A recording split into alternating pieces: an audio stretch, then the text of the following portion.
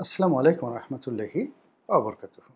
সম্মানিত দর্শক, বিএনপির জমানাতে মানে ২০০১ থেকে ২০০৬ সনে বিএনপির যে সকল নেতাদের যে দাপট ছিল, এটা একেবারে রাতারাতি মিউ মিউ পর্যায়ে চলে যায় যখন ১/১১ আসে। শুধু বিএনপি নয়, আওয়ামী লীগের নেতারা যারা এমনকি বিএনপি রাষ্ট্র ক্ষমতায় ছিলেন, তারপরেও ওই সময়টাতে গণতান্ত্রিক পরিবেশ এবং পরিস্থিতির কারণে যারা রাজপথে হুঙ্কার তুলতেন, সেই সমস্ত মানুষও ১/১১ দাপটে একেবারে রীতিমতো বিড়াল হয়ে গিয়েছিল। যা হোক, এরপর আবার আওয়ামী লীগ ক্ষমতায় এলো। বিএনপি প্রথম ২-৩ বছর বেশ দাপটের সঙ্গে তারা শক্তিমত্তা প্রদর্শন করল, বিশেষ করে রাজনৈতিক পরিবেশ পরিস্থিতি যতদিন অনুকূলে ছিল। ২০০৯ থেকে ২০১১ অবধি ৯, ১০, ১১ এই ৩টি বছর বিএনপি মোটামুটি একটা গণতান্ত্রিক পরিবেশ পেয়েছিল এবং আওয়ামী লীগের যে দমন-পীড়ন, মামলা-হামলা এই জিনিসগুলো নিয়ন্ত্রিত ছিল। কিন্তু বিশেষ করে বিএনপির একজন নেতা জনাব ফারুক সাহেব, তো জয়নাল আবেদীন ফারুক, তার উপরে যখন সংসদ ভবনের সামনে পুলিশ আক্রমণ চালাল, বিপ্লব এবং হারুন তাদের নেতৃত্বে, এবং যদিও ওখানে মূল ব্যাপারটা ছিল কি, জনাব জয়নাল আবেদীন ফারুক তিনি আসলে পুলিশকে প্রভোগ করেছিলেন।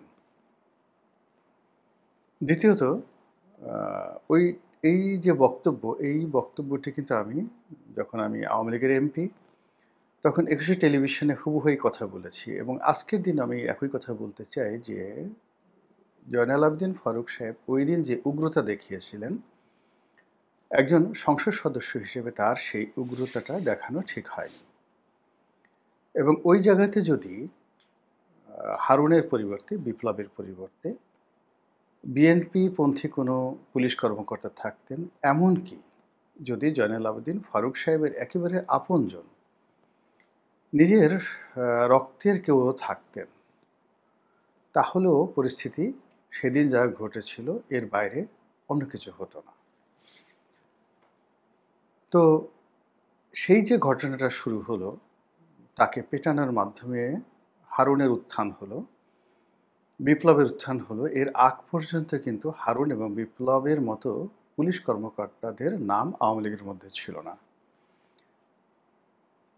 বিএনপির মধ্যে একসময় প্রতাপশালী পুলিশ কর্মকর্তাদের মধ্যে যারা ছিলেন, কোহিনুর ছিলেন, অন্যান্য যারা ছিলেন নাম জানা, আপনারা অনেকেই জানেন। তো সেই যে ঐতিহ্য, কোহিনুরদের যে ঐতিহ্য বা তাদের যে দাপট, সব কিছুকে ছাপিয়ে হারুন, বিপ্লব, বেনজিররা একটা নতুন একটা নতুন যুগের সূচনা করেছিল, যেটির প্রথম ব্লান্ডারটি করেছিল এই যে জয়নাল আবেদীন ফারুক সাহেবের নেতৃত্বে আওয়ামী লীগের বিরুদ্ধে মিছিল করতে গিয়ে, পার্লামেন্ট বর্জন করতে গিয়ে বিএনপির কিছু নেতা এবং কর্মী। এবং সেই যে শুরু হলো, মানে পুলিশের দাপট আর রাজনৈতিক নেতৃবৃন্দ, বিএনপির যারা রাজনৈতিক নেতৃবৃন্দ, তাদের লেজ গুটানো, এটা চলতে চলতে একেবারে ২০২৫ সন পর্যন্ত এমন একটা পর্যায়ে পৌঁছে গিয়েছিল যে জোরে কথা বলা কিংবা পুলিশের সঙ্গে চ্যালেঞ্জ করা অথবা মানে সত্যিকার অর্থে একটা রাজনৈতিক নেতার যে সাহস, শক্তি, এটা জামাত এবং বিএনপির কারোর মধ্যেই ছিল না। এটা বাস্তবতা। আপনারা কিছু ছবি ভাইরাল হয়েছে আওয়ামী লীগ জমানাতে। বিএনপি অফিসের সামনে জনাব রুহুল কবির রিজভী বসে আছেন। পুলিশ বারবার চেষ্টা করছে একজন কর্মীকে ধরার জন্য এবং সে দৌড়ে সেই বিএনপি অফিসের মধ্যে ঢুকছে, আবার যাচ্ছে, আবার দৌড়াচ্ছে।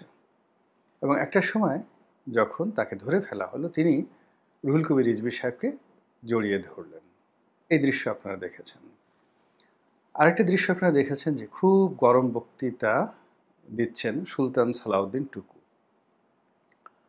আর তিনি বারবার তাকাচ্ছেন পুলিশ কখন আসবে। এবং যখন পুলিশ এলো তখন তিনি সেই বক্তব্য দেয়া বন্ধ করে যেভাবে পিছু টান দিলেন বা উল্টো দৌড় দিলেন, ওটাই ছিল ওই সময়ের রাজনীতির কালচার। এটা আমি এই দুজনকে, যেহেতু তাদের ভিডিও ভাইরাল হয়ে গেছে, সবাই জানেন। এই দুজনের কথা বললাম, কিন্তু একই ঘটনা সকলের ক্ষেত্রে প্রযোজ্য। এমনকি আমার ক্ষেত্রেও প্রযোজ্য। যদি আমি ওরকম পরিস্থিতিতে পড়তাম, হয়তো আমি ওরকমই করতাম। তো এরকম যখন একটা অবস্থা চলছে, তখন তো আসলে বিএনপির একটা কিছু বলতে হবে। আমি ২০১৮ সালে বিএনপি নির্বাচন করেছিলাম। টেলিভিশন টক শোতে যেতাম, এখনও যাচ্ছি। কিন্তু ওই সময়টিতে নিজেকে বিএনপি নেতা হিসেবে আমি পরিচয় না দিলেও মিডিয়াগুলো বিএনপি নেতা হিসেবে পরিচয় দিত। কিন্তু এই অভ্যুত্থানের পরে, অর্থাৎ শেখ হাসিনার পতনের পরে আমি আর নিজেকে বিএনপি নেতা হিসেবে পরিচয় না দিয়ে রাজনৈতিক বিশ্লেষক বা লেখক হিসেবে পরিচয় দেই। তো যেহেতু বিএনপিকে রিপ্রেজেন্ট করতাম, এজন্য বিএনপির পক্ষে কথা বলতে হতো। আর এখন নিরপেক্ষ দৃষ্টিকোণ থেকে কথা বলি, এর কারণ হলো যে এখন তো আওয়ামী লীগ নেই। বীরত্ব দেখানোর মতো কোনো প্রয়োজন নেই। তো যখন দেখানো দরকার ছিল আওয়ামী লীগ জমানাতে, তখন যে জিনিসগুলো দেখিয়েছি এটা আপনারা সাক্ষী। ভালো মন্দ, ভালো হোক মন্দ হোক, আপনারাই বিচার করবেন। তো সেই সময় আওয়ামী লীগের তুখোড় তুখোড় বড় বড় নেতা, যারা সেই যাদের সামনে আসলে কথা বলাটাও ওই মুহূর্তে একটা বিরাট ঝুঁকির বিষয় ছিল। তো তাদের সঙ্গে যখন কথা বলতাম সবার সমিতি, সেমিনারে, টক শোতে, তখন মাইল্ডলি, এখন যেভাবে খুব ভদ্রভাবে কথা বলছি, ঠিক ওই সময়টা তো অনেক কঠিন কঠিন কথা বলতাম, যে কথা বলার জন্য আসলে খুব ঝাঁকি দিতে হতো না শরীর, বা একেবারে জিহাদি কোনো জোশ দেখাতে হতো না। কিন্তু খুব নরম ভাষায় কথা বলেই দেখা গেল তাদের অনেকের ঘাম ছুটিয়ে দিতাম। একবার কথা হলো যে বিএনপি কেন পারে না, বিএনপি কেন ভয় পায়। তো আমি বলেছিলাম যে আসলে বিএনপি একটা ভদ্রলোকের দল। জোরে কথা বলা, বেয়াদবি করা, উগ্রতা দেখানো আসলে বিএনপির রক্তের মধ্যে নেই। বিএনপির যারা প্রতিপক্ষ, তারা যতই দাপট দেখাক না কেন, ওটা তাদের একটা পারিবারিক শিক্ষা। ওভাবেই তারা বড় হয়েছে, ওভাবেই তারা রক্তের মধ্যে উগ্রতা পোষণ করেছে। কিন্তু বিএনপি এই জিনিসটি হয়নি। আমি বললাম যে দেখুন, এত কিছুর পরও তো বেগম জিয়া কখনো বাজে কথা বলেননি। এত কিছুর পরও তারেক রহমান সাহেব তো কখনো বাজে কথা বলেননি। তারপরে বিএনপির অন্য ১০ জন নেতা যারা সিনিয়র, আব্দুল সালাম তালুকদারের কথা, কে এম ওবায়দুর রহমান সাহেবের কথা, খন্দকার দেলোয়ারের কথা, তাদের কারোর মুখে, এমনকি মির্জা ফখরুল সাহেবের মুখে কখনো বাজে কথা কেউ কখনো শুনেনি।